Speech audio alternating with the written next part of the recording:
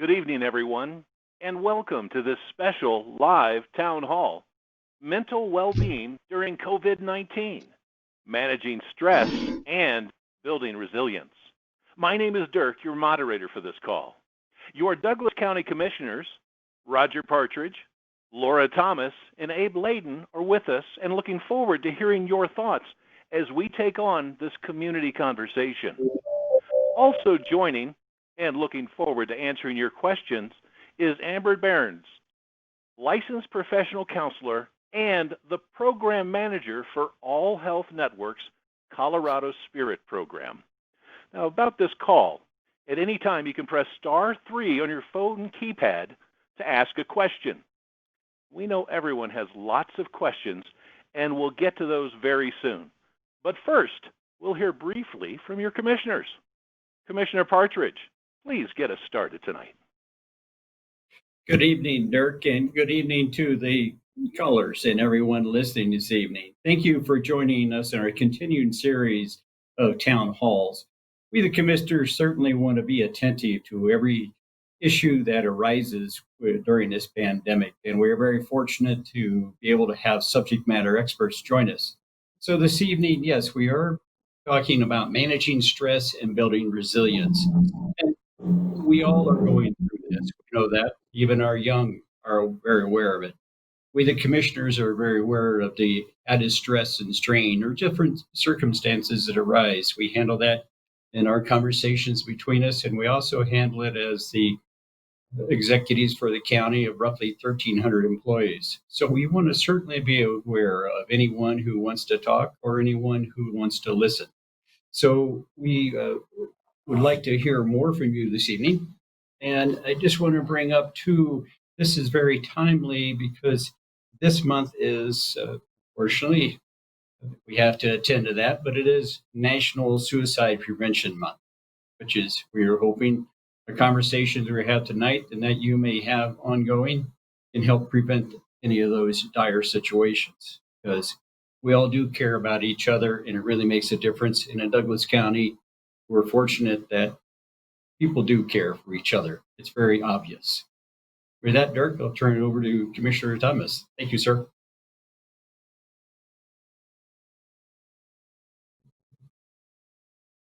So good evening, everybody. Thank you. Good evening, everybody. I'd like to welcome you on to our call this evening. Mental well-being is something that's very important to all of us.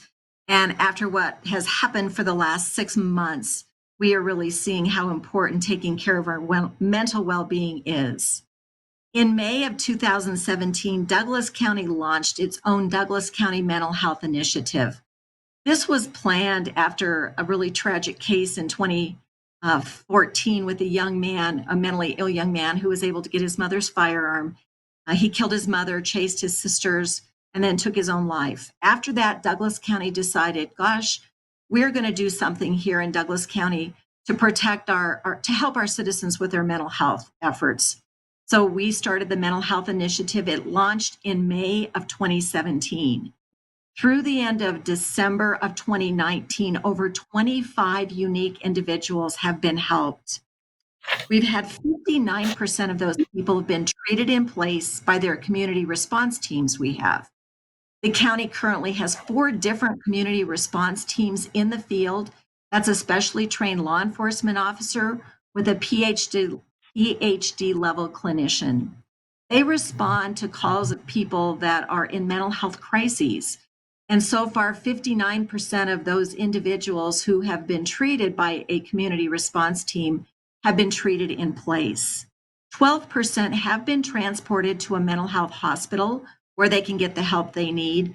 And 54% of the people that have been treated by a community response team have been working with their case manager and remain in treatment so that they can go on to live happy, productive lives. Mental health care has long been a priority of the commissioners, and this is just an interesting topic for us to delve into because we want our citizens to be happy and healthy. Thank you, Dirk. We can turn this over to Commissioner Layden.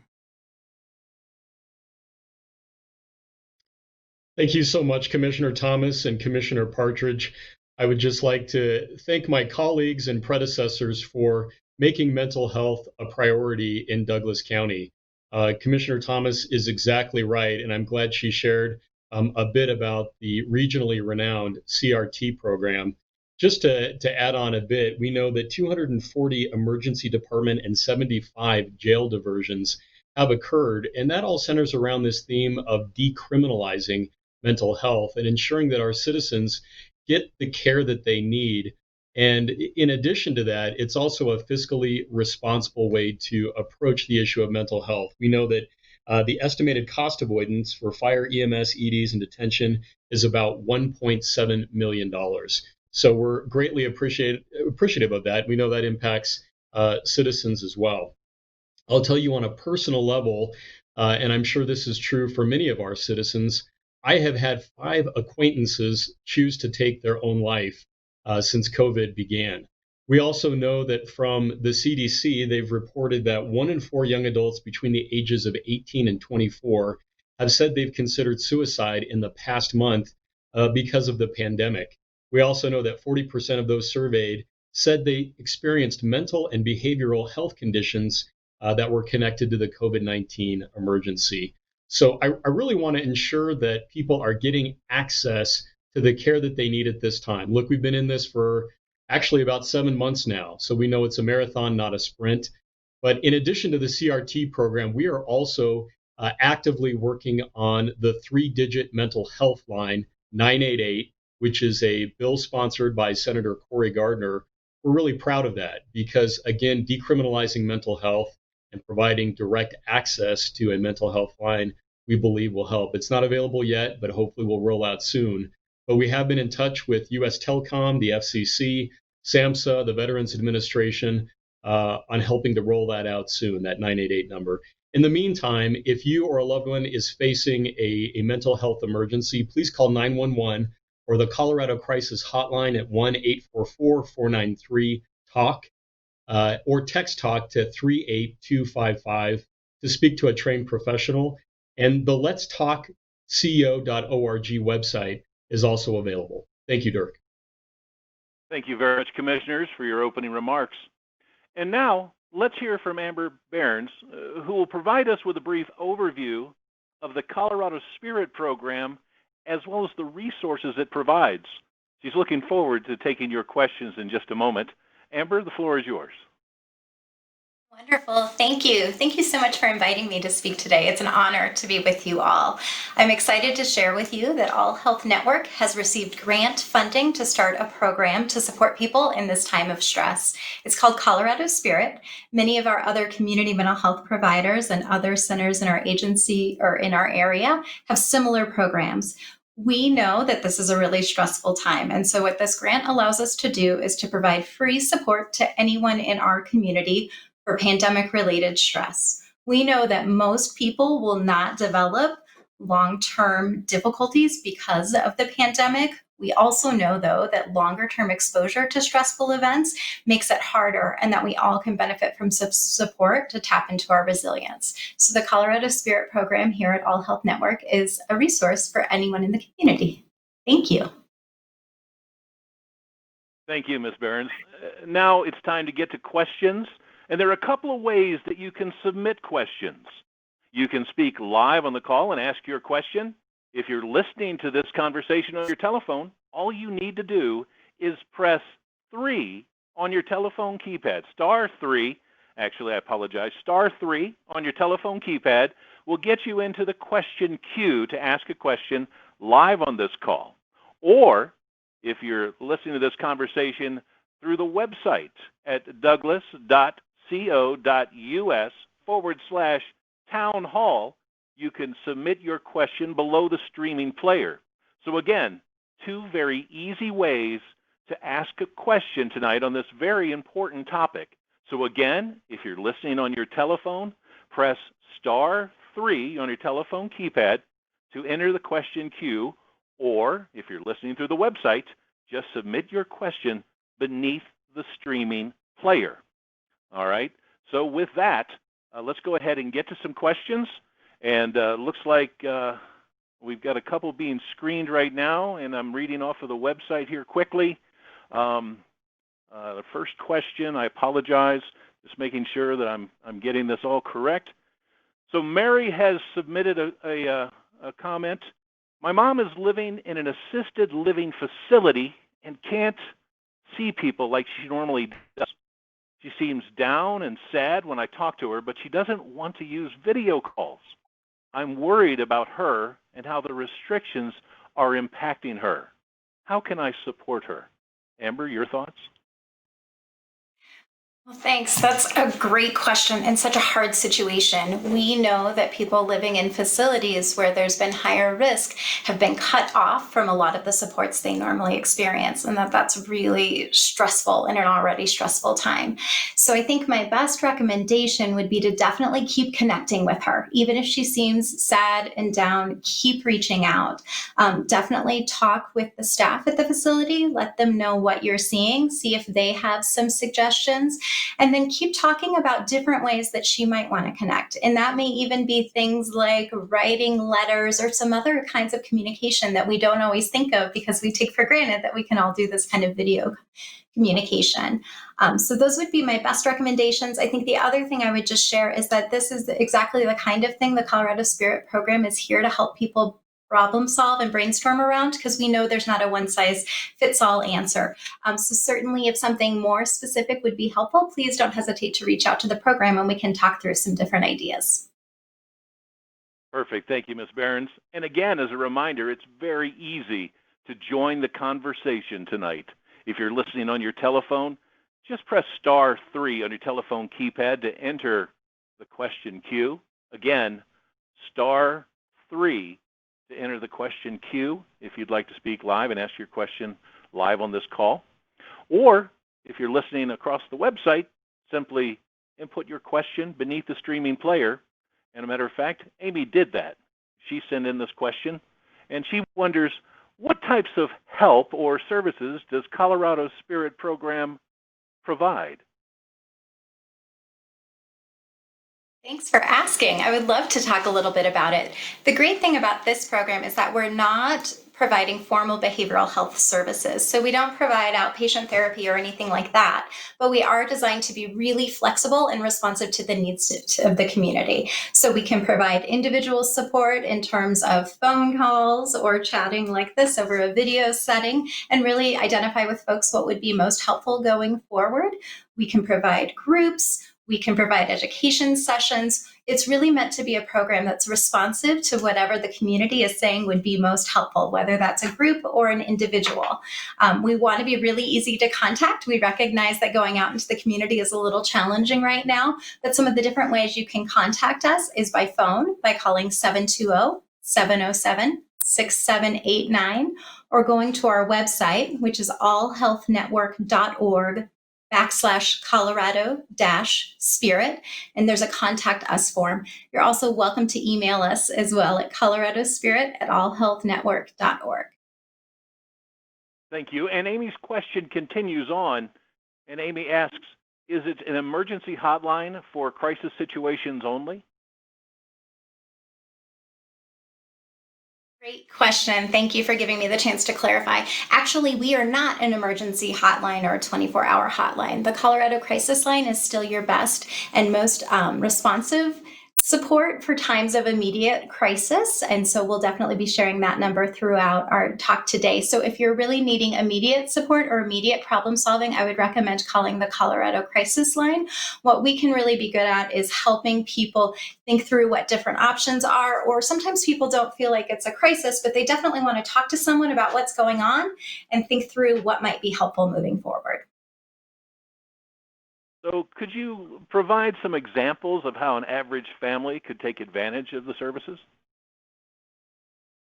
Yeah, absolutely. So on our website and on our Facebook page, we'll be posting different events that we're holding. So they can be everything from support groups that we have planned to education sessions to just kind of call in and listen and ask questions. And then also just reaching out individually so we can have an individual phone call or an individual phone session to really talk through like what's going on for you and what would be most helpful. Really, we're here to meet the needs of the community in terms of looking at pandemic-related stress. We know that for most of us, connecting with our natural social support resources, finding ways to remain hopeful, finding ways to be effective both at a personal level and at a community level, finding ways to comfort and calm ourselves when we're really stressed, and finding ways to make sure that we feel as safe as possible are going to be what helps us most through the pandemic. So those are the kinds of things that we really are geared to be able to talk individually with folks about. Amber, thank you for that fantastic information.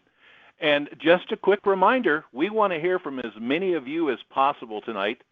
So it's very simple to ask a question. You can press *3 on your telephone keypad, or you can send your question through the website at douglas.co.us/town hall.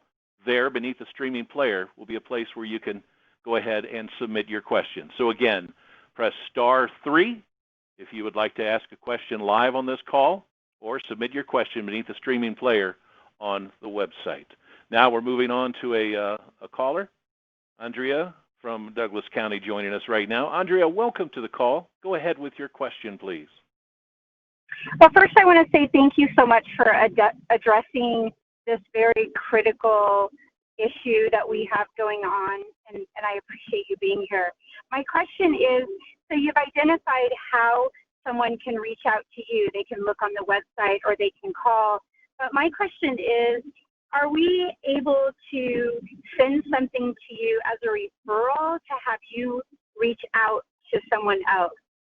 So if I know that someone is struggling or having a hard time, maybe a senior citizen, can I send something with that person's permission to All Health that says, Mrs. Jane Doe is really struggling and not sure how to deal with things. Here is her phone number. With her permission, I am sending it to you.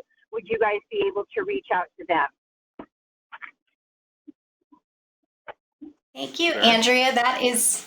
That's a great question. And yes, absolutely. I think the big thing is that permission piece, right? Because none of us like to get phone calls out of the blue that we weren't expecting. But yes, absolutely. If there are people in your lives who are not totally certain they want to reach out and call, but they would be okay with receiving a call and you can help facilitate that, we would absolutely be more than happy to do that. As I sit here and talk, I know I'm finding myself having a little self-judgment about the fact that I don't have more concrete things to answer to be able to say, like, we can do this, we can do this, we can do this. And that, quite honestly, is by design, because the program is meant to be really responsive to individual and community needs. So a lot of it really is that kind of individual problem solving with people. So yes, if there's people in your world who are just hesitant to make that call, but would love to connect with us, we can absolutely make outgoing calls. Thanks for the great suggestion. Wonderful. As a reminder, we don't bite here. We just give information. We've got a lot of opportunity to discuss this topic tonight. We want to really dive into it. We want to be a positive and influential resource for you. So please, if you have a question, don't hesitate. Press *3 on your telephone keypad to enter the question queue. Again, *3 to ask a question. And if you're listening to this conversation on the website, you can enter a question online right beneath the streaming player, just like Shirley did. Here's an online question. She's really struggling with friends who think she's being silly for taking COVID seriously. She's starting to feel like my anxiety is making me be too cautious. Can you speak to that, Ms. Behrens? My goodness, what a difficult situation. We absolutely know that lots of people have different perceptions of what is safe and what is comfortable. And I've absolutely heard stories of how that's straining relationships and making it just an added stressor that people are experiencing. I think in general, I would recommend, find those people who have similar views to you. And that may be hard. That may not be your natural support network. And so it might be kind of reaching out a little bit beyond that, but definitely finding those people who see things the similar way and can be a support for you and can connect with you is really important. I think the other thing I would also really think about is one of the struggles right now is that the information we're getting is changing so quickly, and the information we're seeing on the media is changing so quickly, and it's not always individually tailored to us. So I think it's hard to really define how much at risk am I personally, is my family personally. So I've been thinking a lot about definitely checking in with my medical provider about how does this work for me? What are high risk behaviors for me? Because I think it's easy, for me at least, to watch the news and to see all these categories and to feel like I fall in those, when maybe my medical provider talking to me directly might have a slightly different assessment. And I'd love to add to that a bit, if you can hear me, Dirk. I think that's a really good question. This is Commissioner Layton, and I just wanted to share that no doubt after 7 months of this and watching the news every day, that people are going to have a particular mental health reaction to that. I'm not a mental health professional, and so I would ask our colleague on the phone to confirm, but ingesting a high degree of news media every day about case numbers can certainly wreak havoc on your mental health. So sometimes data can make a difference in terms of how you're feeling about things. And just to provide a specific example, as of today's date, Douglas County only has 5 people actively hospitalized with COVID-19. That's out of a population of 370,000. Now, each of those is significant, and we care about each and every one of those people, but it's certainly easy to allow media reports to seem bigger than they actually are. That's such an excellent point. It's something I find myself talking and thinking with people a lot about, is how the media impacts us. It's very tempting to watch every single story, and to really take that in. But what we know is that adds to almost all of our stress levels. So I'm actively encouraging people to think through, how does watching the media impact you? And if it is taking a toll, how can you step back? Setting limits for yourself, only looking at certain trusted sources, and maybe staying away from some of the things we see on social media, which are sometimes hard to determine how valid they are, I think are all really great tips. That's such an excellent point. Thank you for making that. So as a reminder, if you've got a question that you would like to ask, please press *3 on your telephone keypad, or submit your question beneath the streaming player on the website. And Andrew submitted it through the website, and Andrew wonders, are the calls confidential? Excellent question. Thank you, Andrew. You guys are helping me hit all of my talking points. Yes, the calls with us are confidential and private. We don't collect any protected health information. If you're familiar with our agency, we provide a whole range of services. We have some crisis services, we have outpatient treatment, just again, a whole continuum. But people who engage with the Colorado Spirit program at All Health aren't actually entered into that continuum. So we don't collect any sort of identifying information on people. The only kinds of things we would collect is things that we need to share with our federal partners, just so that we can show the scope and the reach of the program. And then any information we would need for plans with you. Like if we made a plan that checking in each week for a few weeks would be helpful, then we want to make sure we knew how to contact you. But yes, everything is confidential and private. All right, Ms. Behrens, we've got another question. This one's submitted by Lori. She's noticed that a few of her friends seem like they're drinking more than they used to, but lots of us are drinking more. When should I be worried? Great question, Lori. Thank you for sharing that. We know that alcohol use and other substance use is up, and that's actually pretty common after stressful events and disasters in communities. What is particularly challenging about the pandemic is because it's so long term. We're so many months into this, and there's no clear end in sight. And so some of those typical patterns that we might see of increased use but then decreasing use, we're not seeing as much. So I think it's very wise to be mindful of both our own individual alcohol consumption and those we care about. Oh, apologies. I am in an office that has motion sensor lights. So I'll finish answering this question and then go run around, make the lights come back on. But I think really if our alcohol use is impacting our relationships with people, that's a sign to be concerned. If it's impacting our ability to follow through on things, that would be a sign that you might want to talk to someone. And another thing I always think about is, am I trying to control or limit my alcohol use and I'm not able to do that? That is another sign that maybe something has shifted and that maybe checking in and talking with someone would be helpful. It makes a lot of sense that people may drink more at times of stress because we want to feel different. And sometimes alcohol can do that. We just know that that can also cause some longer term challenges as well. Thank you, Ms. Barrett. Now, we're about halfway through this live town hall, and we'd like your help in doing a quick poll. This is where you can actually respond and help us to understand the answer to this question. So here's our poll question. Have you participated in previous Douglas County live town hall events? The answer is no. This is my first time participating in these events. Press 1. If the answer is yes, I've participated in one or a couple previously, press 2. If yes, you've participated in several events, please press 3. So again, our poll question is, have you participated in previous Douglas County live town hall events? The answer is no. This is my first time participating in these events. Press the number 1 key. If yes, you've participated in one or a couple previously, press the number 2 key. If the answer is yes, I've participated in several events, please press the number 3 key. All right, I see that we've got lots of responses. Thank you very much for replying in our poll. We appreciate your participation. We certainly do. Thank you for those responses. And again, the reminder to ask a question live during this call, simply press *3 on your telephone keypad or send your question through the website. If you're listening to this conversation beneath the streaming player, you will see a place to put your name and your question.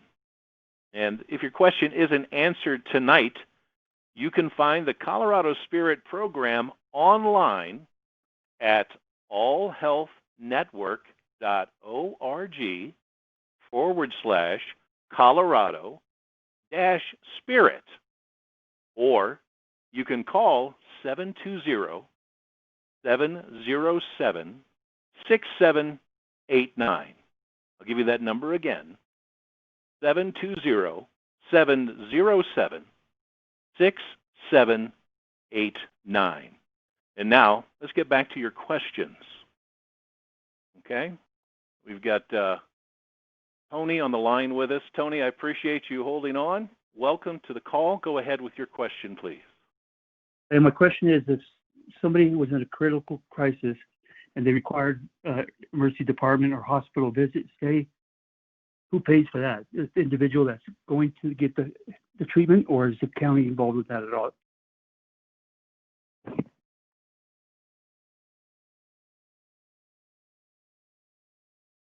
So Ms. Barron, So this is are you still with us? So this is Amber. I think that might be a better question for the commissioners to answer because that's not specific to the program that I'm involved in. My apologies.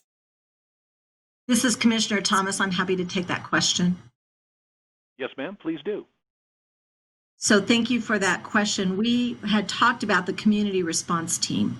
And if that is what you're referring to, if the team does transport an individual to an inpatient therapy center, that individual is who pays for that treatment.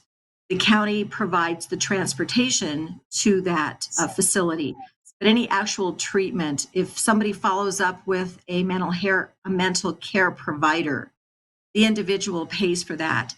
And we have found that most of the people that we are helping in Douglas County have some form of insurance on their own.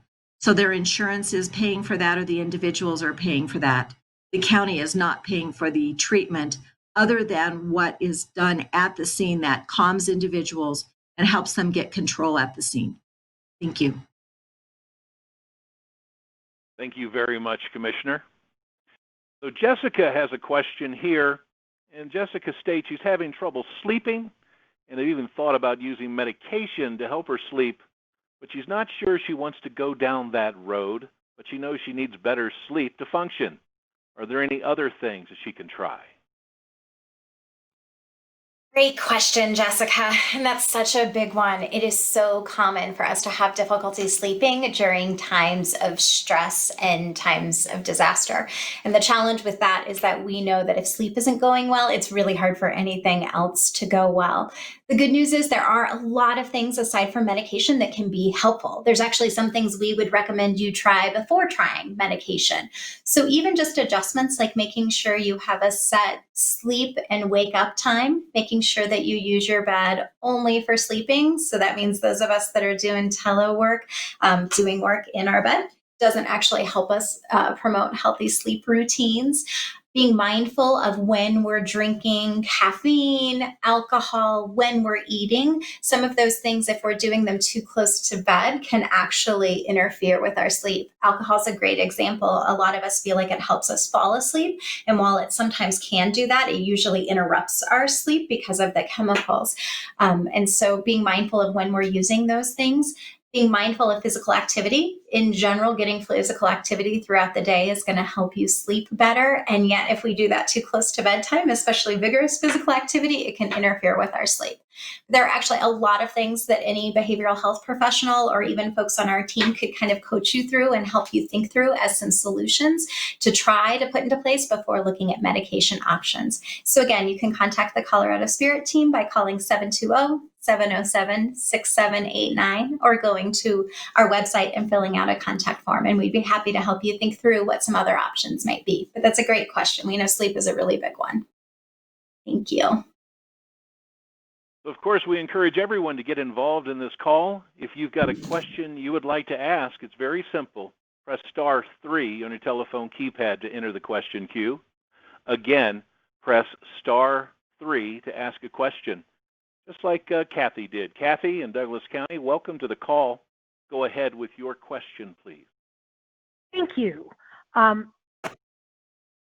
My son, my 21-year-old son attends school out of state, but he resides, his mailing address and his driver's license are all in Douglas County. Would he be eligible for help with this program, or because he's currently residing out of state, would he be ineligible and would want to take advantage of South Dakota's program? Great question, Kathy. Thank you so much. And the good news is either option is fine. For the first time ever, all 50 states and several territories and tribes have applied for the same funding and are setting up similar programs throughout the country. We really, because we can do so much support virtually, we want to really make sure that people know that there's no wrong door. The benefit of maybe connecting with a program in South Dakota is that if there were local resources that would be helpful, they would know more about those and could help with those connections maybe a little more seamlessly than our program. But certainly given the situation you describe, our program could absolutely be a support and potentially even help him connect with a program closer to him if that was going to be more useful down the road. Thanks for asking. All right, our next question was submitted by Taylor. Taylor states, everywhere I look, people are talking about how important self-care is, but I can't fit one more thing into my day. The things I normally do, like take a vacation, are not options right now. I feel stuck. Do you have ideas for how I can take time for myself so I can keep going? Thanks, Taylor, for asking about that and bringing that up. I think so many of us are in that same place. As a licensed professional counselor who knows the value of self-care and talks about it on a daily basis with people, it's hard for me to do it really regularly and really consistently. It sometimes feels like it's something I don't have time to do because I've got too much other stuff. So I'm absolutely with you.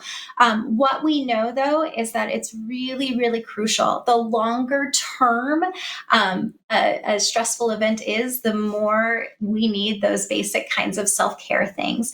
So some of the things that I try to think about for myself is that we don't have to do big things for self-care, even just finding a few minutes. Like before this call, I was feeling a little anxious about talking to a whole group of people. So I went for a walk around the block at my work. So it was 5 minutes out of my day, but I was outside, I was moving, it got my mind off of things a little bit. And so I think for me, it's been important to really reframe what I think of as self-care, and that it doesn't need to be a big thing. It's about finding moments here or there about what's going to help me both survive and thrive in any particular moment. So that's one suggestion I have.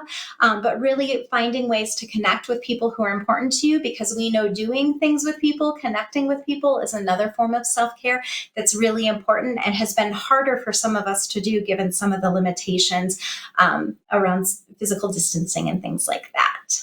Thank you. So Lizzie So Amber, that is submitted. such a great question. Hey, Dirk, I'm wondering if I could just piggyback on that and use this as an opportunity to promote Douglas County's open space. You know, as commissioners, we're so thankful for the hundreds of miles of trails to hike, bike, or explore on horseback, and the 64,554 acres of protected open space, which we know contributes to the health and well-being of our citizens. Specifically, Sandstone Ranch, just near Larkspur, just opened this last weekend. And if you're anxious about getting on a plane or traveling somewhere where there might be a lot of people, I'll tell you, going out into our open space, you're safe, it's healthy, you can keep your distance and look at our natural vistas and certainly get a sense of peace and quiet. It works great for my family, so I highly recommend it. That's such a great point. Both being outside, moving, and then sometimes being outside with others allows us some connection that we didn't have before. So all of those kinds of outdoor activities are great to take advantage of. So the query I have for everyone listening to this call is, what questions do you still have? It's very easy to ask your question. All you need to do is press *3 on your telephone keypad to get into the question queue. Again, *3 to ask a question.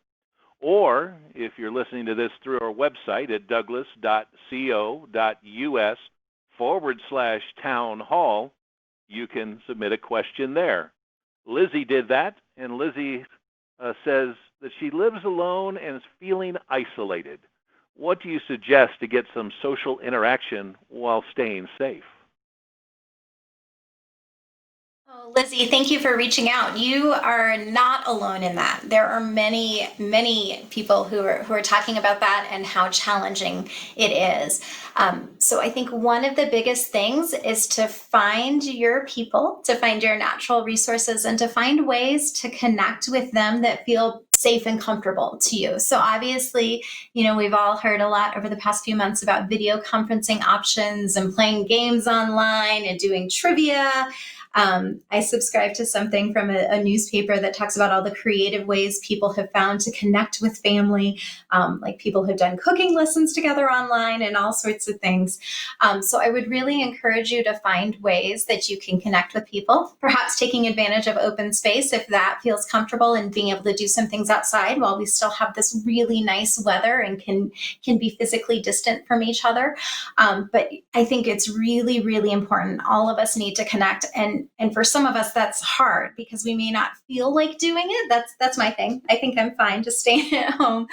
So I really benefit from reminders of friends and family who remind me that I haven't connected for a while, and what am I going to do about that? And please, can you come do this with us? So both telling yourself that and then having some other people in your life who will help remind you of that importance too, I think can be helpful. Thank you. Thank you, Ms. Behrens. Now, Chad says remote learning is very stressful, and he's trying to work, but his daughter needs constant attention and redirection to get her focus on her schoolwork. It's so frustrating because when she's in person, she works independently. He feels like he can't win. Either his work will suffer and he could lose his job, or his daughter's education suffers. Any thoughts, Amber? Yeah, I think there's so many of us that are right there with you, Chad. We feel our attention split in lots of different ways, and it feels like no matter what we choose to focus on, we can't do it all, and that we're letting someone down, and we're dropping some really important ball.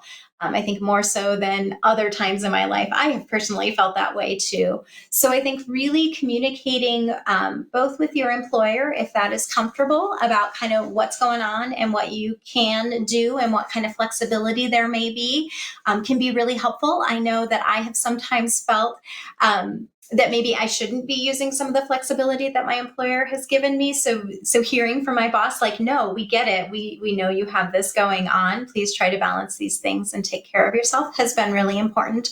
I also think talking to teachers at the school and letting them know what's going on and seeing if they have tips or suggestions for helping your daughter stay focused. And then also involving her in the conversation, like what gets in the way, what's going to help her. You may be surprised to find what is distracting her and what kinds of ideas or thoughts she might have about what would help her. And then I think the other thing, just as parents, as caregivers, we've got to go easy on ourselves and recognize that our stress levels are going to filter down to our kids. And so finding ways to have grace and compassion for ourselves is really important. And recognizing that even in those moments where it feels like everything's riding on what happens right now, that we're all doing the best we can, and really modeling that for our kids can be really important too. I know that's easier said than done, but again, another thing that our team could just offer some support and some connection around. I think sometimes we really just need to hear that we're not the only ones struggling with these things. Thank you. So next, Pat writes, I feel like there's something wrong with me. I'm in a different place every day. Some days, I feel like I'm coping well and I can find moments of gratitude. Other days, I'm exhausted, drained, and feel like I'm on the verge of tears. Yeah, Pat, again, you are not alone. That is what so many people are experiencing. And part of that is because how we're hardwired as humans in terms of our stress response. The chemicals, our stress chemicals that are going through our body are hard on our body, and they're not necessarily designed for long-term kinds of things. And so the fact that we've been doing this for so many months does give us a range of reactions, especially as the novelty of the stressful situation wears off. It becomes harder. I was in a training the other day where the woman was very open and said, I feel like I shift between grief, gratitude, and grace about every 5 minutes. So I think the trick really is kind of figuring out what you need in particular moments, what helps support you. And again, recognizing that your reaction, your experience is really natural. It's the situation that we're living in that is abnormal, not our reactions. Thank you. So next, John is concerned about frontline workers. He has friends that are doctors and nurses, and they don't talk much about how they're doing. He wants them to know that he's there for them and that he knows they have tough jobs, but he's not sure if he should say anything or not if they're not talking about it. Your thoughts? Yeah, that's a hard one, right? We don't want to add to people's stress levels by asking them to tell us about how things are going. We don't certainly want to be perceived as prying for details, but the people that are important in our lives, we're thinking about them and we care about them. So I would say in general, it's better to let people know you're thinking of them than to just ignore it. And people will give you cues. If you're asking about something or talking to them and they don't want to go there, they'll let you know. People are pretty good at that. So I think just recognizing what your relationship is with the person and what makes the most sense for reaching out. I think it can be everything from, hey, how are you? I imagine you have a lot going on. I'm here if you want to talk, to just a simple text that says, I'm thinking of you. I think we all feel support in different ways. And that even if we're not in a place that we want to talk about what is going on in our lives, knowing that the people who care about us are there and have got our backs can always be really helpful. Thank you for thinking of healthcare workers. There's a lot of groups that are doing a lot and have been doing a lot for so long. So that's part of what we really want to do to support the community. The other thing is that us supporting each other also helps us. So if there's people you care about, you reaching out to them is also helping you with your stress response. Great question. Thank you, Ms. Behrens. Now, Bob writes he's worried about his teenager. His teenager's normally pretty quiet and doesn't talk a lot about what's going on, but now he's talking even less. Bob thinks not being able to see his friends and have a normal high school experience is taking a toll on his teenager. Yeah, that is what a lot of us worry about, that things are so different, and not only the disruption to kind of learning, but all the social rites of passage that we experience at different points along our lives, that those are being disrupted too, and that's really impactful. Teenagers are hard too, because teenagers don't necessarily want to talk to us under the best of circumstances. So I think one of the things we really recommend to folks is just keep reaching out, keep letting your teenager know that you're there and that you want to talk. And if they don't want to talk, that's okay. Give them their space, but definitely keep letting them know you're there. And then when they do talk, definitely normalize what they're feeling. Even if the thing they're upset about doesn't feel like the thing you would have been upset about when you were a teenager, it's still really, really important to them. And all the grief that they're feeling is just as real as the grief people are feeling for lots of other transitions. So I think just really making sure that you stick in there, letting them know what you're seeing and what you're concerned about is also another tip. Sometimes when we say to someone, hey, this seems different, it's a little easier for them to talk and open up. Thanks for asking and reaching out. So we're going to span the gamut here. We've gone from talking about high school to Alexis, who writes in about her first grader. So Alexis has a first grader. He knows things are different in school this year, but Alexis has tried really hard to keep him away from the media because she doesn't want him to get scared. The question is, how much should Alexis tell her first grader about the virus and the pandemic? Great question again, and something I think all of us as parents struggle with. We want to protect our little ones from things. I think the reality is, though, kids know more than we think they know. Even if we think we're keeping them away from media and we're not having conversations in front of them, they still know more than we think they know. So I think a good place to really start with kids is asking them what they know. That gives you a chance to kind of hear what they've been told or what they think they've been told. Certainly to correct any misunderstandings kiddos might have is really important. I think especially when we're talking about little ones, it's really important that we're honest with them about what is going on, and also emphasizing what we, the adults, are doing to keep them safe, and that it's our job as adults to help protect them so that they know we're thinking about those things and they're not in that alone.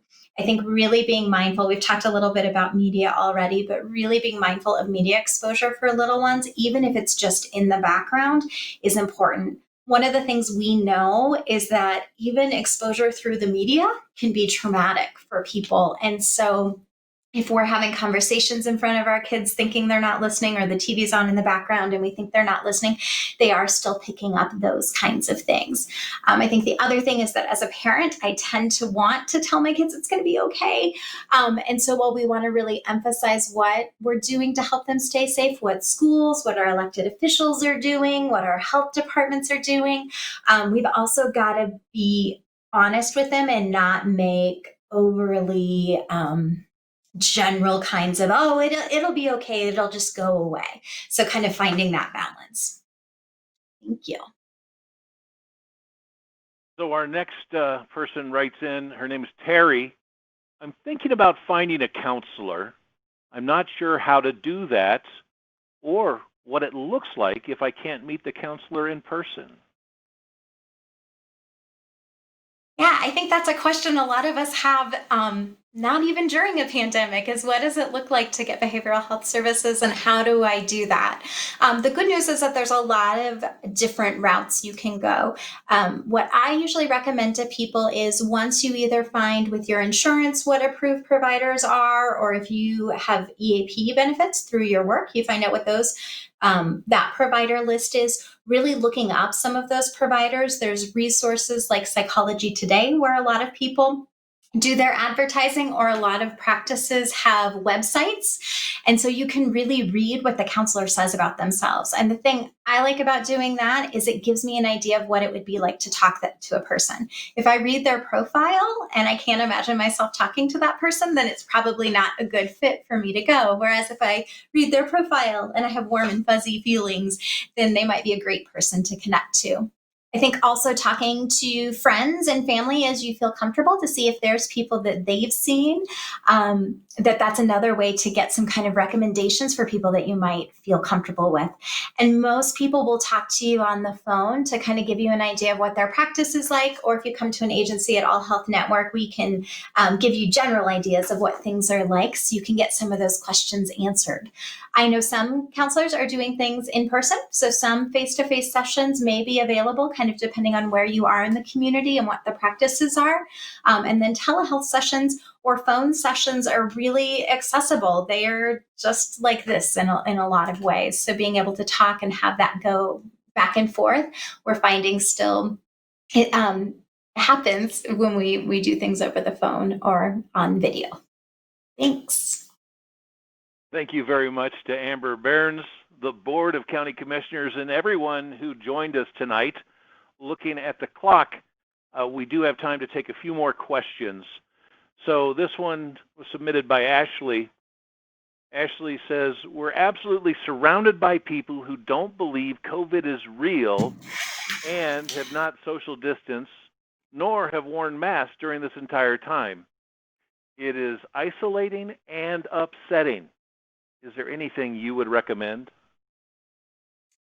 Wow, that is such a tough situation. And again, recognizing that people are in different spaces, and that has caused some really challenging impacts in families and close friends and things like that. Like it hurts my heart to kind of think of how many relationships have been really impacted by different points of view. So I'm really sorry to hear that.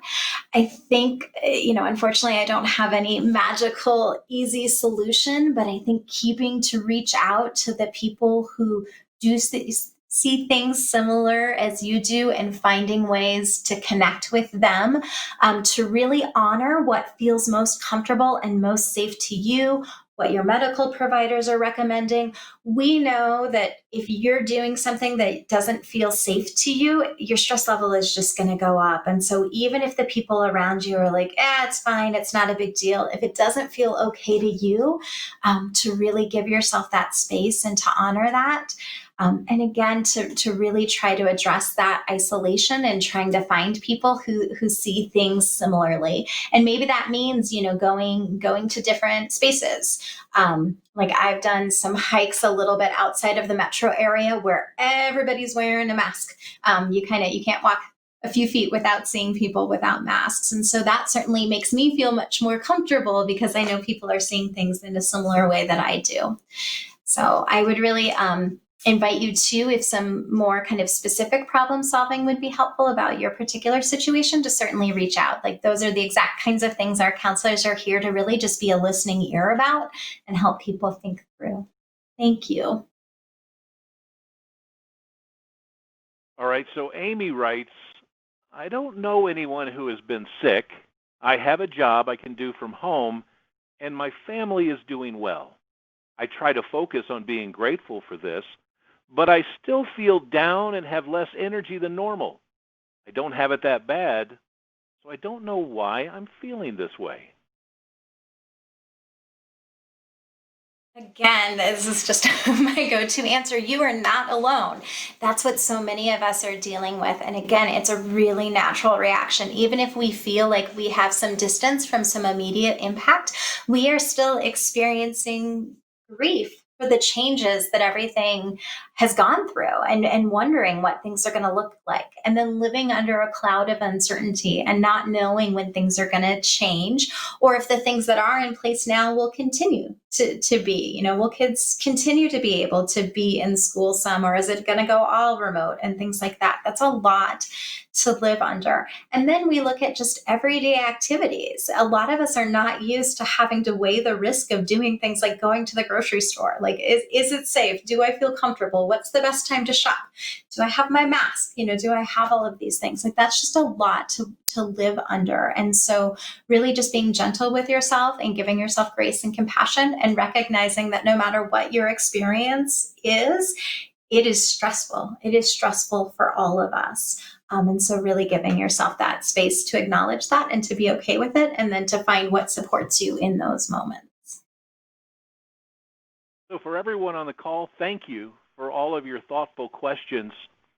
And now, Amber, could you give people the answer of when they can call the Colorado Spirit, and also how they can gain access to the Colorado Spirit program?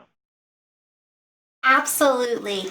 So our program right now is open pretty traditional business hours. So we do take voicemails, and we will call you back as soon as we are able. But the best way to reach us by phone is to call 720-707-6789. Our website also has a contact us form where you can give some information about what you're looking for and what some good times are to reach you and what some good ways to reach you are. We're able to email people. We're able to have phone calls, to do video calls. So that's allhealthnetwork.org/Colorado-Spirit. The other thing that I always invite people to do, this isn't specific to Colorado Spirit, but if you're really needing to talk to someone immediately and it's a crisis, the Colorado Crisis Line is an amazing resource for people. So really don't hesitate to reach out to them at 1-844-493-TALK, or you can also text TALK to 38255. And then again, in Douglas County, you guys have an amazing co-responding team. So certainly calling 911 and asking for support from the co-responding team if you're needing something in person is another great resource. Great information there, Ms. Behrens. Thank you very much. Now, while we're only able to answer questions about your mental well-being tonight, we do invite you to submit any questions you may have about other topics, and you can submit those to douglas.co.us/Citizen Connect at any time. Now, before we conclude this live town hall, we'd like to give your Douglas County Commissioners a few moments for final comments. Commissioner Partridge, we'll start from you first. Thank you, Dirk. Great job moderating again. And Amber, you did a wonderful job. Really appreciate you being on. Your subject matter expertise, I think, was very obvious. Being able to offer some help and direction. What I really found interesting tonight is, no doubt there were some individuals asking this for themselves. What was really encouraging is to hear how so many are concerned for others, and they're reaching out. How can I help this individual or this family member? And that's who we are, because we know this affects us all some way or the other, and we're all looking to say, how can we minimize the impact? And the good thing is, there is a difference to the impact. I think we're handling it very well, but we wanted to make sure we could offer this to continue to see the impacts of COVID be minimized to us all. Thank you, everyone. God bless. Thank you, Commissioner Partridge. Commissioner Layden. Thank you so much, Dirk, and a tremendous thanks to Amber Behrens. I'm so impressed with the information that was provided tonight.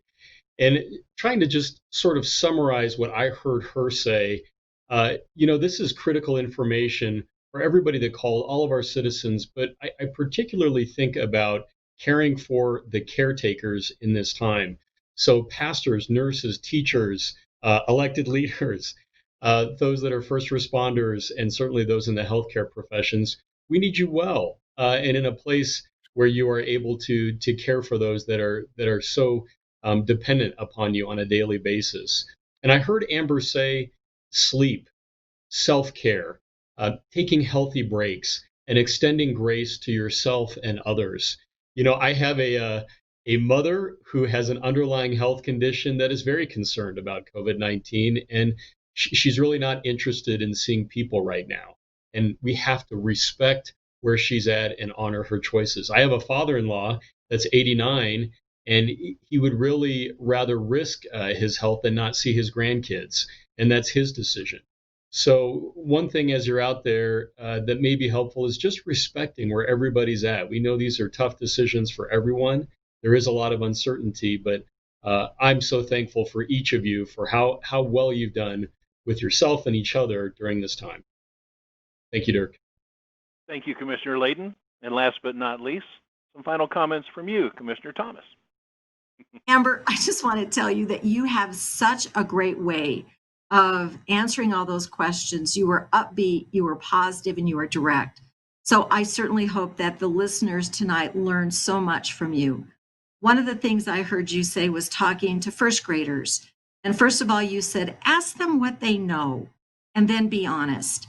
And I actually think that's an excellent formula as we're dealing with everybody. If we notice someone who seems a little down, it's okay to ask what they know. How are they? And just be honest with them. Let me just close with, I served as the county coroner here from 2011 to 2015. And I sat at far too many kitchen tables with families who just lost a loved one to suicide. This is Suicide Prevention Month. And let's take care of our own mental health and the mental health of others, because all it takes is for someone to say, I care about you, for someone to know that there is help and there is hope for them to continue going on with their daily lives. Good night, and God bless all of you for listening and continuing to carry on. Thank you very much, Commissioner Thomas. And on behalf of Douglas County, thank you everyone for sharing your time with us. We hope you will join us again for future town halls. Be well, be blessed, and good night.